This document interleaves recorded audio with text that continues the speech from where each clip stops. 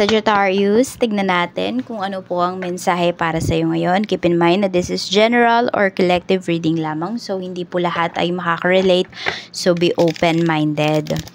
So, hindi po lahat ng mensahe ay para sa inyo. Kaya wag nyo masyadong dibdibin. Let go nyo lang po yung mga mensahe na sa tingin niyo ay hindi para sa inyo.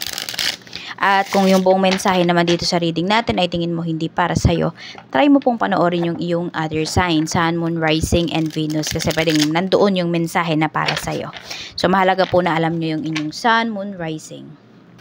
Check natin. Okay. At kung hindi pa po pala kayo nakasubscribe dito sa ating channel, please subscribe na po kayo. At sa mga magpaparead po, ayan, wag po muna kayong basta-basta magbabayad, okay? Chat muna po kayo. Yan, hintayin nyo munang makapag-reply ako sa inyo para masabi ko kung kailan po ang ating sked. Kasi limited lang po ang tinatanggap ko na readings as of this time. Kasi still recovering pa din po ako. Kung napansin nyo naman, ilang weeks ba tayo na walang video? Ayun. So, tingnan natin current financial status mo. Sagittarius. Mga Sagittarians, ayan, we have death card. So, may pagbabago. Pwedeng ito ay positive or negative, no? Tignan natin yung current financial status mo. Pero may pagbabago na sinasabi kasi sa'yo dito. Tignan natin, Spirit Guide. Positive ba yung pagbabago na to pagdating sa kaperahan? Ano po ito?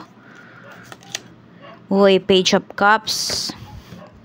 Ayan. So, pwedeng meron kang mga bago dito na pinupursue, mga bagong interest. Okay.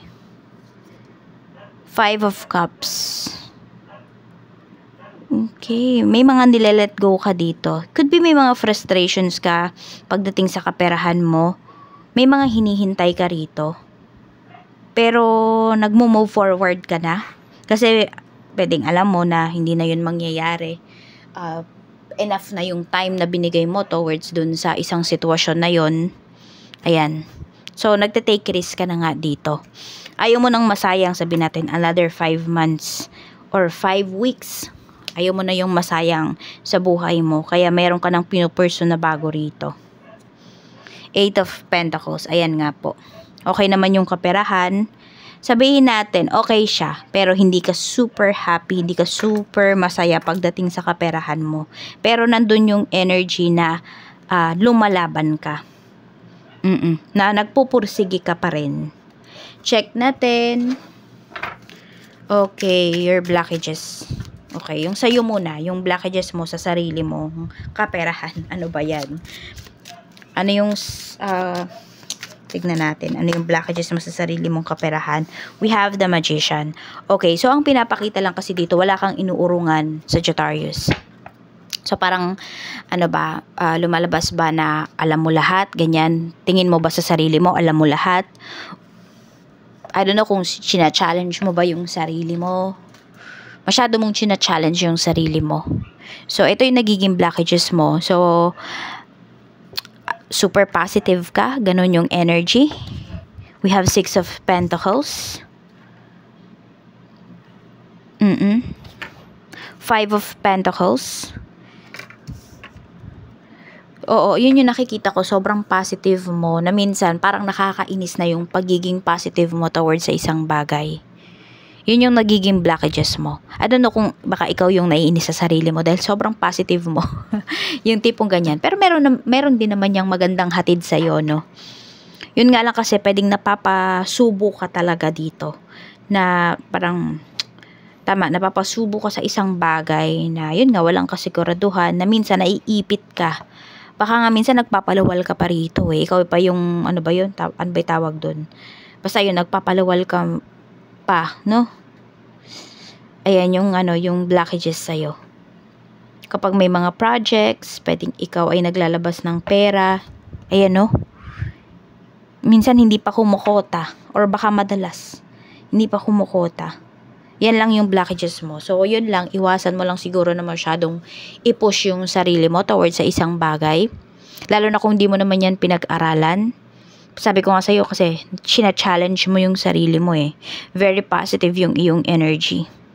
Yun lang. Yun yung blockages mo. Sa part mo yan, ha. Tignan naman natin sino ba yung mga hadlang sa financial mo.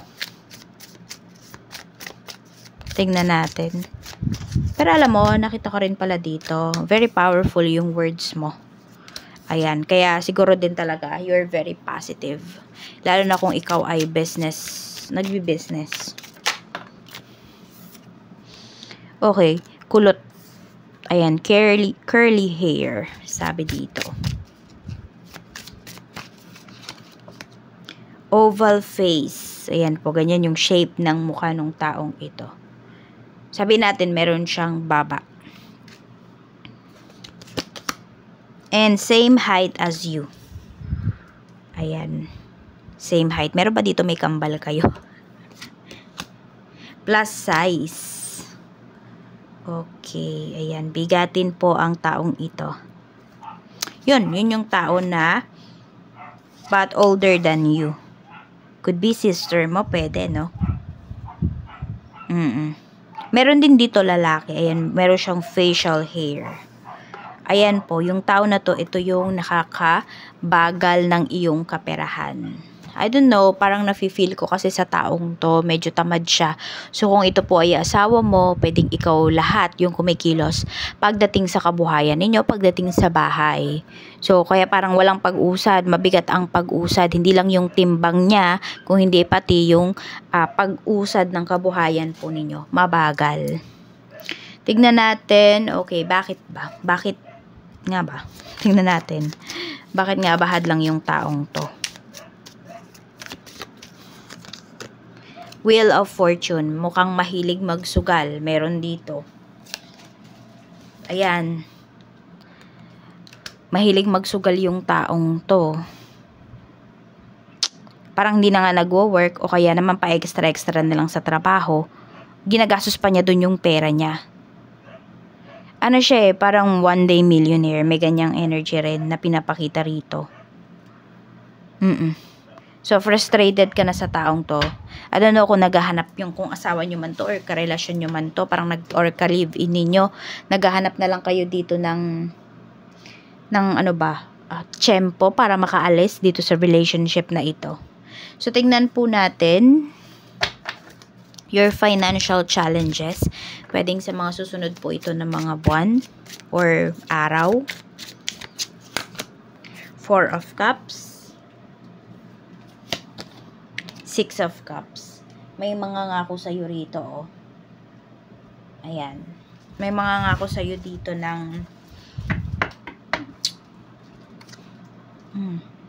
pera, yan. Kung sino man yan, or ano man tulong, yung pinangako sa'yo ng taong to. Mukhang marami kasi siyang kausap. Mukhang hindi lang ikaw yung pinangakuan ng taong to. Ayan. So, may mga nag-aaway-away po rito. Ito yung magiging financial challenges mo. Ito malapit kasi sa puso mo eh. So baka may pinangako sa'yo, kunwari yung asawa mo nga or karelasyon mo. Tapos, ang dami niya palang pinangakuan, hindi lang ikaw. I mean, wala namang third party, pwedeng other family members yung pinangakuan ng taong to. So yan, parang mag-aaway-away kayo rito. Sabihin natin, pwedeng may utang pala siya, ayan. No? So, dapat buo na yung pera na ibibigay niya sa'yo ay mahahati pa yan. Parang dami-dami nyo pang maghahati-hati dito sa pera. Yan yung financial challenges. And pwedeng kasi kailangan nyo yung pera na yon or dahil pinangako niya nga yun sa'yo, hindi ka nagtabi ng pera. I mean, you have other tabi na pera pero hindi ka nagtabi dun sa specific na pambayad na yon, sabihin natin, or expenses na yon. Kasi inaasahan mo nga yung bibigay nung taong to sa'yo. Kaya lang pwedeng hindi siya mangyari. Kasi yan, either nga maraming utang, naging one day millionaire na naman, or tinaya na naman niya yung pera. Sabihin natin, naging kalahati pa yung pera. Yung tipong ganun, di ba buo na dapat naging kalahati pa kasi tinaya niya. Let's see naman your financial strength. Ano naman yung financial strength mo? Sagittarius. Two of Pentacles. So, ikaw naman kasi dito, yung tipo ng tao na hindi ka lang talaga nakokontento sa isang source of income. So, some of you, pwedeng ngayon nyo pa lang po ito pina-pursue. Pero, ito ay financial strength mo. Ibig sabihin, yun nga, hindi ka nakokontento sa isang pagkakakitaan lamang or sa isang source of income lamang. Tsaka, alam mo kung paano ba ibabudget yung iyong kaperahan at alam mo kung ano yung uunahin. Financial strength mo yun. Kasi yung iba, diba, malaki ang kinikita, pero bakit hindi nila na-manage yung kanilang kaperahan? Kasi, mas mataas pa yung cost of living nila kaysa dun sa kinikita. Yung mas mataas pa mas malaki pa yung gastos kaysa dun sa papasok na pera. Kaya po, ayan. Pero ikaw dito, kahit sabi natin, hindi ganun kalakihan yung pumapasok na pera sa family ninyo, nababudget mo siya ng maayos. At saka marunong kang umiwas sa mga tukso. Ayan. And sabi ko nga, yan, di ka nakokontento sa isang pagkakakitaan lamang. Some of you, kahit nasa bahay kayo, ayan, marunong kayong kumita or meron kayong alam na pagkakakitaan. Could be you are rendering your services. Okay, tingnan natin. Where will you find abundance? Tingnan natin.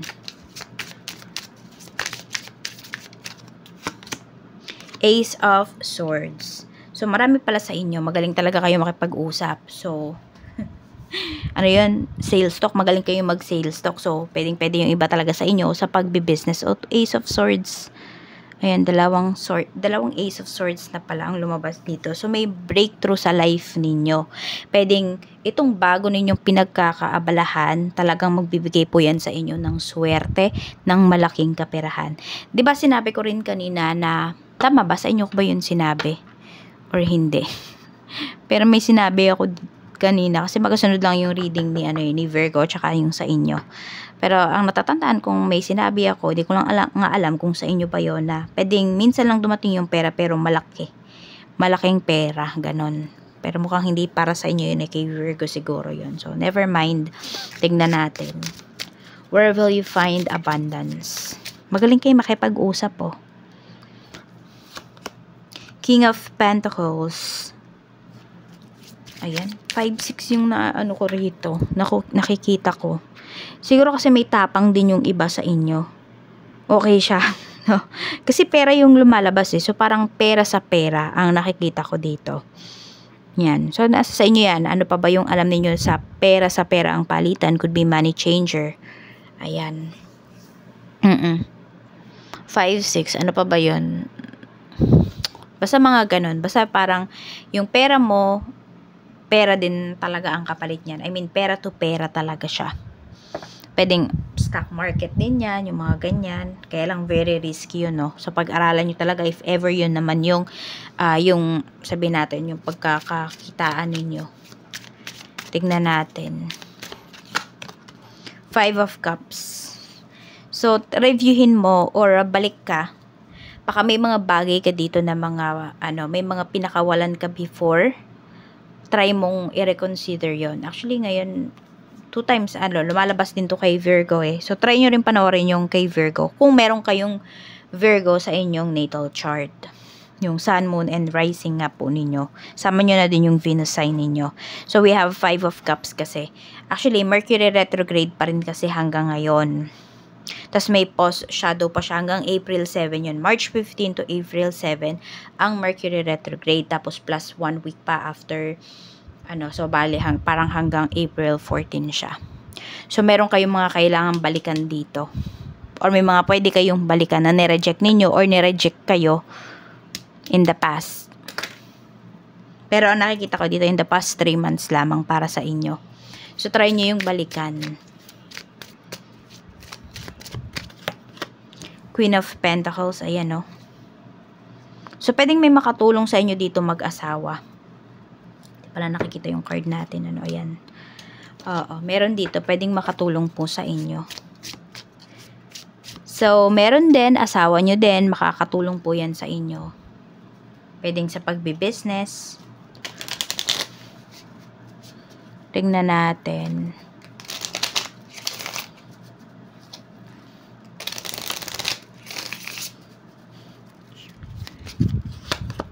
jewelry nga. Yung iba sa inyo. Ayan. Sa pagbebenta ng jewelry for some of you. Pwedeng dyan umunlad yung buhay ninyo. Meron din pinapakita dito real estate. Yan, kasi malakas yung loob ng iba sa inyo. And very positive nga kasi talaga yung inyong energy, diba? Meron naman dito kung kayo ay midwife. Ayan po, pwedeng magtayo kayo ng clinic. So, pwedeng dyan po kayo umunlad kasi maraming magtitiwala sa inyo.